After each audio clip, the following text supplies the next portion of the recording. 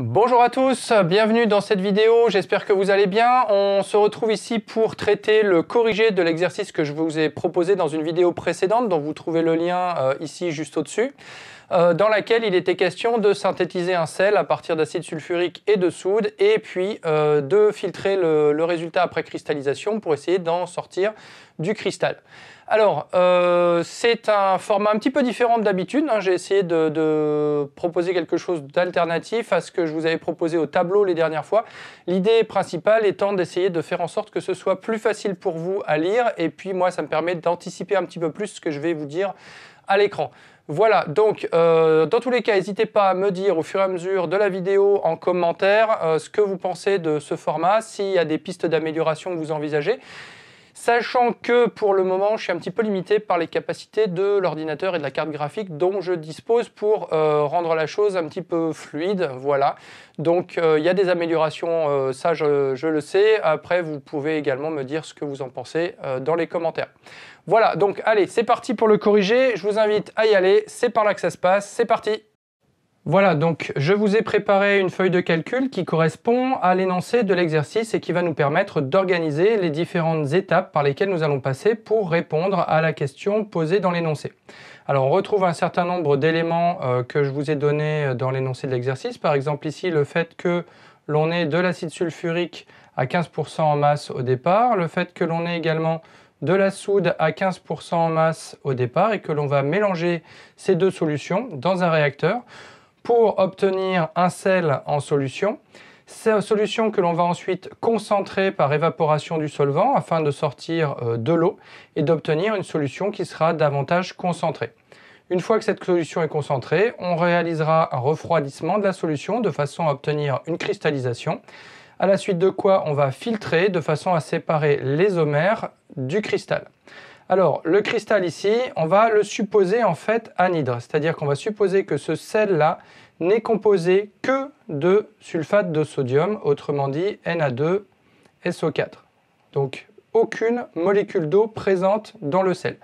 Alors, dans la vraie vie, ça c'est quasiment impossible à réaliser, hein. Vous n'obtiendrez pas de sel anhydre sec simplement par filtration. Simplement ici, ça va nous permettre de simplifier la fin de la synthèse de sel et de traiter les différentes étapes qui nous intéressent ici et de nous concentrer du coup sur les parties qui sont directement liées au cours sur la cristallisation. Alors, il y a deux façons en fait essentiellement de résoudre cet exercice. Une façon, on va dire directe, qui nécessite moins de calculs complexes, et ce qui est celle que je vais vous proposer aujourd'hui, qui consiste en fait à partir des réactifs, à en choisir une quantité arbitraire, puis à déduire la quantité de sel qu'on obtient, à partir de quoi on peut ensuite recalibrer les quantités de réactifs de façon à obtenir la quantité de sel qu'on souhaite réellement obtenir. L'autre façon de procéder, eh c'est de partir cette fois-ci directement de la quantité de sel qu'on souhaite obtenir et puis de remonter de proche en proche ici de façon à aller jusqu'aux quantités de solutions à utiliser. Alors cette deuxième technique marche très bien également, simplement elle est un tout petit peu plus compliquée d'un point de vue calculatoire puisqu'il y a des équations à deux inconnues à résoudre à ce niveau-là. Et donc si vous souhaitez que je vous fasse une vidéo séparée là-dessus, n'hésitez pas à me le dire dans les commentaires, mais a priori ce n'est pas la façon que nous allons, la façon de traiter cet exercice que nous allons aborder aujourd'hui. Ok, donc c'est parti, on va résoudre cet exercice. Donc je vous rappelle que le but du jeu était de déterminer les quantités de solutions de soude et d'acide sulfurique dont on allait avoir besoin pour obtenir 5 kg de sel. Alors ce que l'on va faire ici, c'est qu'on va choisir une quantité arbitraire de réactifs, voir combien de sel on va obtenir et ensuite faire un prorata pour savoir combien de solutions on doit en fait utiliser pour obtenir la quantité de sel souhaitée. Alors, nous allons dans un premier temps remettre les informations importantes ici dans les cases dédiées. Donc, l'acide sulfurique, ce qu'on a dit, c'est que ça, c'était une solution dont le titre massique était de 15%. Donc ça, c'est une grandeur qui est connue et qui est fournie par l'énoncé. Alors, je vais mettre une petite astérix en dessous ici pour signifier le fait que c'est fourni par l'énoncé. Ok, donc pour ensuite partir, on va devoir choisir en fait la quantité d'acide que on va utiliser pour cette première démarche avant d'offrir le prorata. Alors ce que je vous propose ici, c'est de prendre 1000 g d'acide pur. Autrement dit, on va supposer que dans la solution utilisée, on a exactement 1000 g d'acide sulfurique pur. Alors, étant donné que le titre massique est connu, il est de 15%, on va pouvoir calculer la masse totale de solution à utiliser à partir de la masse d'acide pur. Il suffit de diviser la quantité d'acide pur par le titre, ici 0,15. Donc on divise par 0,15 et on obtient la masse totale, qui est ici de 6667 grammes. Bien, et forcément, par différence, ici, on va pouvoir repartir de la masse totale et déduire la masse d'eau simplement en retirant en fait la masse connue d'acide pur qu'on a choisi au départ. Donc on aura 5667 grammes d'eau. Bien, alors une fois qu'on a ces informations, on va pouvoir déterminer quelle est la quantité de soude dont on a besoin pour pouvoir réaliser la réaction de manière stoichiométrique. Et là, on se rend compte qu'il y a une première information qui n'était pas fournie dans l'énoncé que je vous ai donné et qui était nécessaire ici pour résoudre l'exercice, qui est simplement l'équation de la réaction chimique. Donc je vais vous l'indiquer ici en haut, vous pouvez la retrouver facilement sur Internet, c'est une synthèse de sel relativement classique. Donc à chaque molécule de sulfate d'acide sulfurique, donc H2SO4, vont venir s'associer deux molécules de soude, NaOH, et cela va conduire à la formation du sel que l'on souhaite ici synthétiser, donc le sulfate de sodium dont la formule est Na2SO4, plus, alors ça c'est un 4, voilà, plus 2 molécules d'eau, donc de H2O. Voilà, ce qui signifie que pour chaque molécule d'acide sulfurique qu'on a introduit, on va devoir introduire 2 molécules de soude.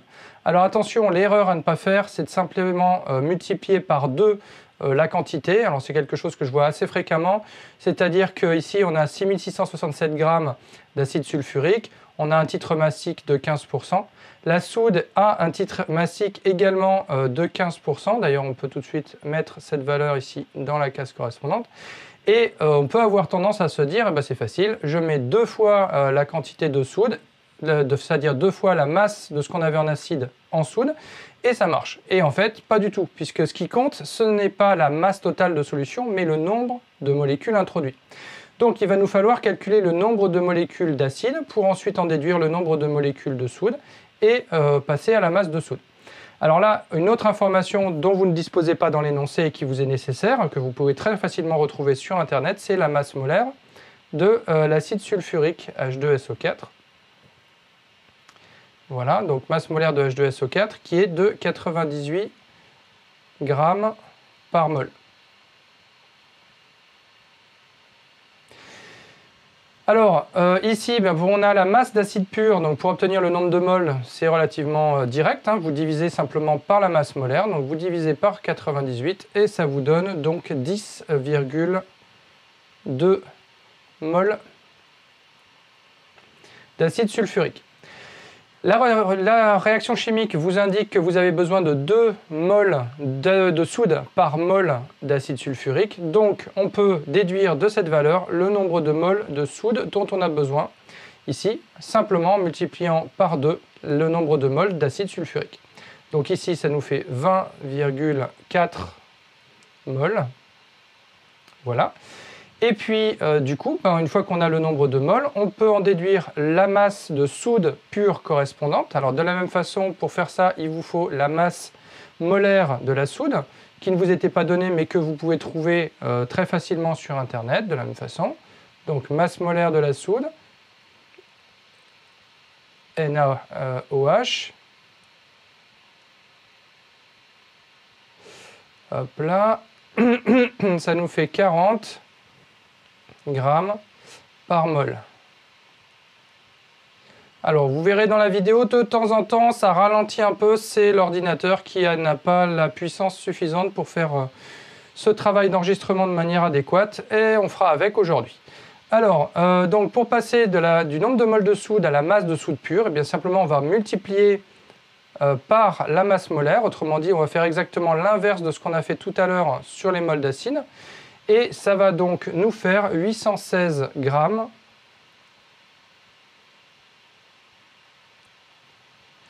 de soude pure. Comme tout à l'heure, on a la masse de soude pure, on connaît le titre massique de la solution de soude, donc on va pouvoir en déduire la masse totale de solution de soude nécessaire pour que tout cela fonctionne. Donc on divise par 0,15 et ça nous donne une masse totale de 5442 grammes. Voilà, et donc par différence, vous obtenez la quantité d'eau présente dans cette solution. Donc ici, vous retirez les 816 grammes de la masse de soude pure et ça vous donne 4626. Non, ça ne va pas. 4000. Oui, si, c'est ça. 4626 grammes d'eau.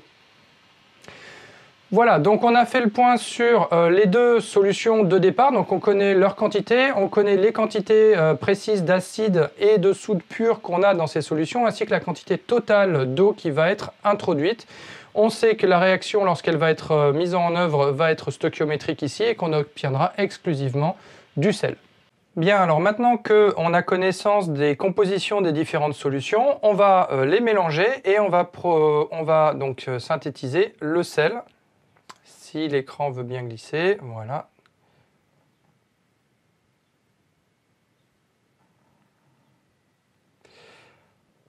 Ok, on ne bouge plus, c'est bon. Donc, dans le réacteur, une fois qu'on a mélangé, on se retrouve avec le sel uniquement et de l'eau. Alors, comment déterminer les quantités des uns et des autres dans ce mélange? Alors, il y a plusieurs façons de procéder. On va en prendre une, ok, mais ce n'est pas la seule. Vous avez possibilité de le faire de façon assez différente.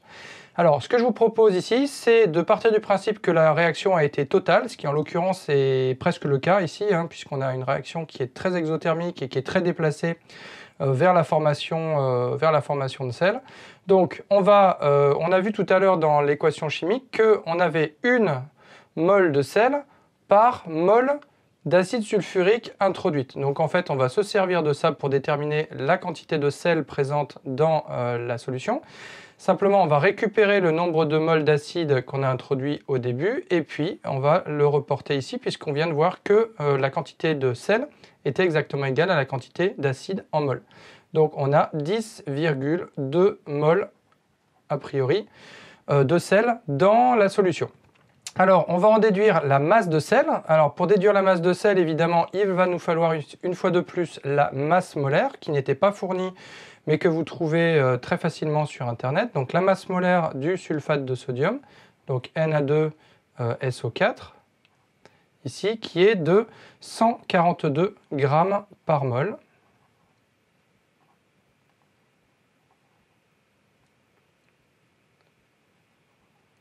Voilà, donc nouveau le processeur qui est en train de mouliner. Là, donc ça, ce sont des grammes par mol. 142. Donc, ok, on le refait. Hop. Ok, alors donc ici pour passer du nombre de moles à la masse de sel pur, il suffit de multiplier par la masse molaire comme tout à l'heure, donc on multiplie par 142 et ça nous donne 1448 grammes de sel.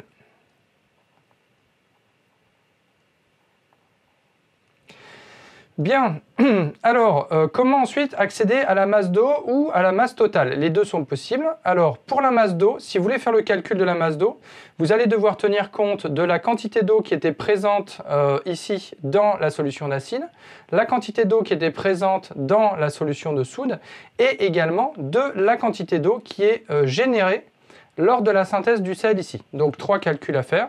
Ce que je vous propose, c'est de choisir une autre façon d'accéder à cette grandeur, puisqu'ici on n'a pas de perte au cours du mélange, la masse totale de mélange qu'on obtient à la fin est forcément égale à la somme des masses totales des deux solutions qu'on a mélangées. On n'a pas perdu de matière. Donc ce qui veut dire que la masse totale de mélange ici, eh bien c'est juste la somme des deux masses totales des solutions initiales. Donc 6667 plus 5442, ce qui nous donne 12 109 grammes ici.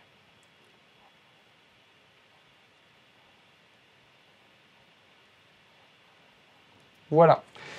Du coup, puisqu'on a la masse de sel et qu'on a la masse totale, eh bien on peut en déduire directement, hop, hop, stop, voilà, le titre massique. Il suffit de faire 1448 divisé par la masse totale, 12 109, et ça nous donne un titre massique de 12% ici. Et pour la masse d'eau, eh bien on fait, donc ici on divise la masse totale, on a dit, par 1448. Et pour la masse d'eau, eh bien on fait simplement la masse totale moins la masse de sel, autrement dit moins 1448 cette fois-ci. Et ça nous donne la masse d'eau qui est de 10 661.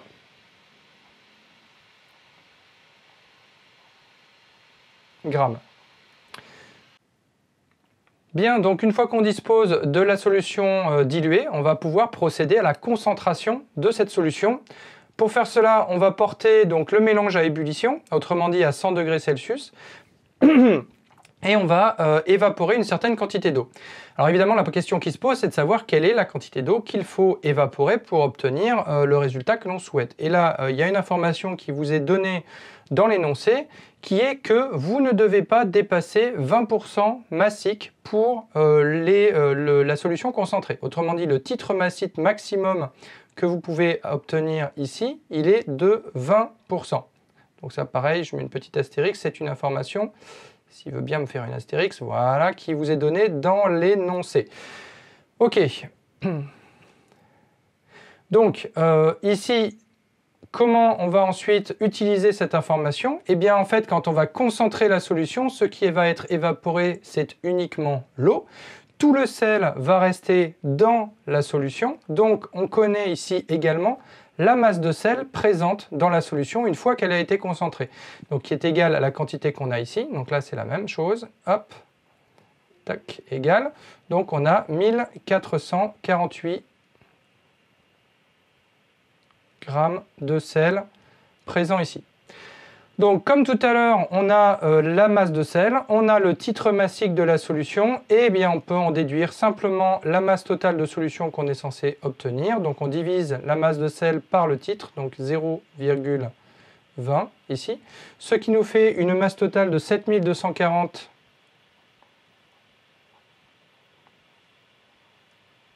grammes.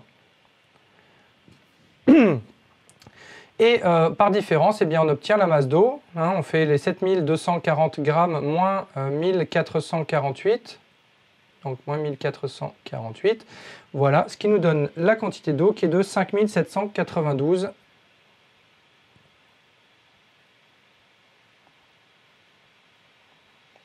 grammes d'eau.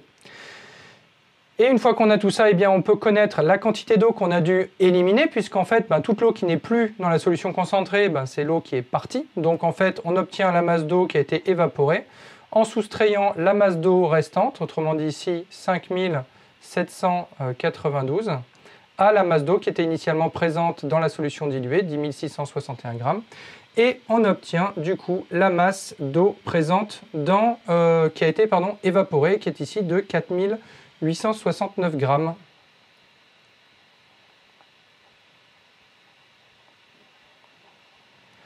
Voilà, donc première étape franchie, on a la quantité d'eau qui a été extraite lors de l'évaporation et on a la composition complète de la solution après l'étape de concentration et avant l'étape de refroidissement. L'étape suivante, c'est la caractérisation du mélange qu'on obtient après l'étape de refroidissement et ensuite l'étape de filtration. Alors pour cela, on va devoir utiliser la courbe de solubilité. Alors la première chose que l'on va voir, c'est qu'on a une petite conversion à faire. En effet, la courbe de solubilité que je vous avais donnée en fin de vidéo précédente a cette forme. On retrouve donc en abscisse ici la température en degrés Celsius et en ordonnée on a la solubilité et cette solubilité ici vous est donnée en grammes de sel ici par 100 grammes d'eau. Autrement dit, ça vous dit combien de sel vous avez pour une portion de 100 grammes d'eau. C'est différent du titre massique que l'on a dans la feuille de calcul, puisque le titre massique vous dit ici, par exemple, pour les 20% massiques, que pour une solution, pour 100 grammes de solution au total, vous en avez 20% qui correspond au sel. Autrement dit, 20% massique, ici, ça correspond en réalité à 20 grammes de sel pour, non pas 100 grammes, mais 80 grammes d'eau. Puisque si parmi les 100 grammes qu'on considère, 20 grammes sont occupés par le sel, alors les 80 grammes restants sont de l'eau. Donc on a 20 grammes de sel pour 80 grammes d'eau en réalité. Donc si on veut retrouver où on se situe sur le graphe de solubilité ici, on va devoir convertir cette valeur en grammes de sel par 100 grammes d'eau. Alors on voit que pour passer de 80 grammes d'eau à 100 grammes d'eau, eh ben, on divise par 4 et on remultiplie par 5. Donc on va simplement diviser par 4 et multiplier par 5. Et ici, on obtient donc 25 grammes de sel par 100 grammes d'eau. Donc sur le graphe de solubilité, au départ, à la fin de l'ébullition, on va être donc à la température d'ébullition, donc 100 degrés Celsius, et on se trouve sur le point qui correspond à 25 grammes de sel par 100 grammes d'eau. Bien, alors quand on va ensuite refroidir la solution, ce qui va se passer, c'est qu'on va garder cette même valeur, ce même titre. On va juste diminuer la température et on va progressivement se rapprocher de la courbe de solubilité, qui est le gros trait noir qu'on a vu tout à l'heure, jusqu'à l'atteindre. Donc on l'atteint à une température qui est un petit peu au-dessus de 20 degrés, ici vers 21 degrés. Une fois qu'on est là, donc on a cristallisation, autrement dit on voit apparaître le cristal solide, et puis quand on va continuer de refroidir, on va continuer de précipiter jusqu'à ce qu'on arrête de refroidir. Alors, de la même façon, la valeur de la température finale après refroidissement ne vous était pas donnée dans l'énoncé. C'était à vous de la choisir en fonction de ce qui vous semblait être pertinent par rapport à ce que vous savez des pilotes de la salle de travaux pratiques, par exemple, ou de la forme de la courbe. Donc, pour l'exemple ici, moi j'ai choisi de m'arrêter à 16 degrés Celsius. Voilà, après vous choisissez la valeur que vous voulez, mais ici, nous, on va s'arrêter à 16 degrés Celsius. Donc ça veut dire qu'ici, on va refroidir la solution, on va suivre progressivement la courbe. Alors quand je dis qu'on suit la courbe, ça veut dire que la solution, la partie liquide, a une composition qui va être celle du point qui se trouve sur cette courbe pour une température donnée. Et tout le complément en sel va se retrouver sous forme cristalline. Donc on voit que quand on arrive à peu près à 16 degrés Celsius ici, eh bien on a une composition qui est celle-ci, autrement dit, on a environ 15 grammes, ok, donc 15 grammes de sel pour 100 grammes d'eau.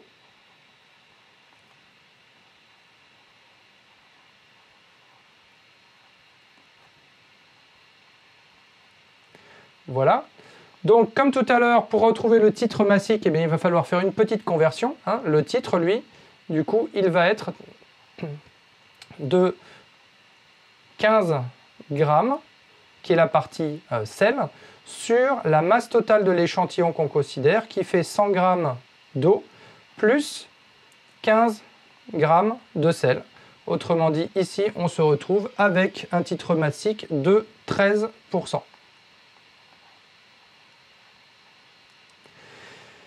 Voilà, donc on a toutes les informations dont on avait besoin. On retient les 13% massiques pour la solution concentrée, pour les homères une fois qu'on a refroidi. Donc ici, le titre massique des homères, on vient de le dire, c'est 13%.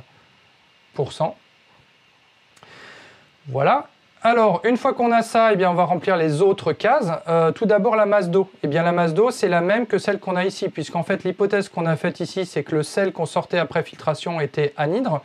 Je vous rappelle, ce n'est pas le cas en réalité. Il y aura de l'eau et de la solution mère qui sera emprisonnée dans le sel, d'une part, et puis parfois, il y a des cristaux de sel qui cristallisent en emprisonnant déjà, au départ, des molécules d'eau. Voilà, donc suivant la forme exacte du sel que vous obtenez et le degré d'humidité du sel que vous obtenez, vous allez avoir une partie des omers qui va se retrouver dans le gâteau et non pas dans les omers ici.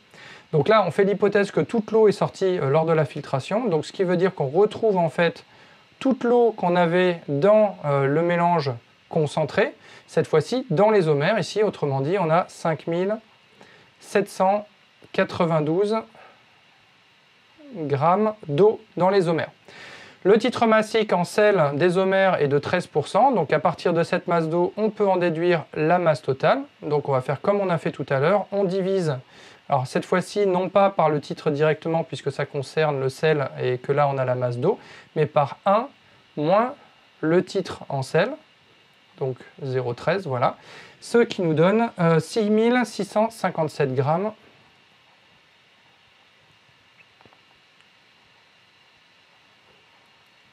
de solution totale, d'omers totale.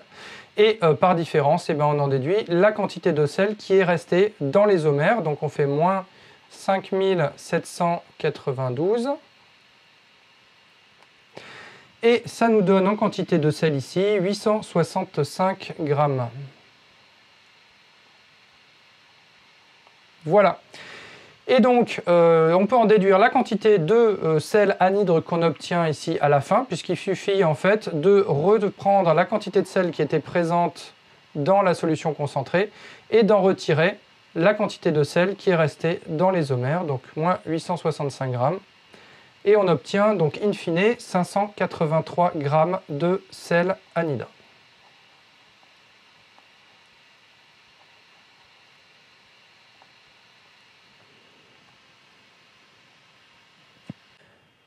Bien, donc on a fait le chemin complet depuis les solutions qu'on avait initialement, donc d'acide sulfurique et de soude, jusqu'au gâteau de sel anhydre qu'on obtient à la fin du processus après la filtration. Alors la question donc initiale était de savoir de combien de solutions on allait avoir besoin pour obtenir 5 kg de sel anhydre. Et là, on en a obtenu 583 grammes à partir des quantités qu'on a là-haut. Donc, pour obtenir la réponse à l'exercice, il suffit maintenant de faire simplement un prorata, une règle de 3 si vous voulez. Donc, on va reprendre les données qu'on avait en haut. On est parti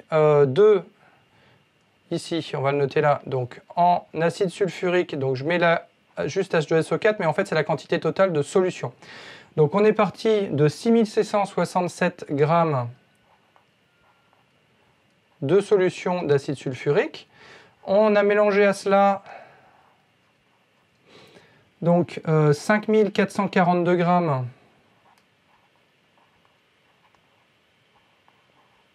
de soude et on a obtenu en sel anhydre à la fin dans le gâteau, donc Na2SO4 ici, 583 grammes. Eh bien, il suffit pour obtenir la quantité de sel souhaitée, donc on a dit ici qu'on en voulait 5 kg. On va juste faire un prorata, donc on voit que le facteur multiplicatif ici, entre les deux, il est d'environ 8,58. Donc ici on multiplie par 8,58. Donc c'est 5000 divisé par 583.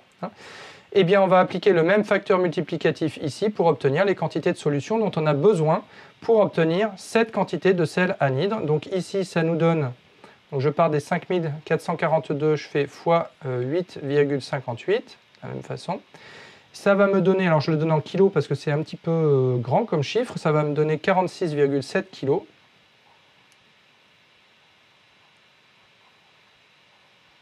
Voilà. Et pour l'acide sulfurique, de la même façon, on multiplie la quantité qu'on avait tout à l'heure par 8,58. Voilà. Et ça nous donne 57,2 kg.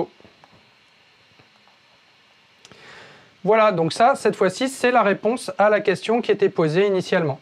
Alors, ce que l'on peut voir, c'est que si on refroidit à une température plus basse ici, donc je reviens sur le graphe de solubilité, eh bien si on refroidit à une température plus basse, on va continuer de descendre sur la courbe ici, et ça va nous permettre d'avoir un titre pour la solution l'isomère qui diminue, autrement dit une quantité de cristal plus importante.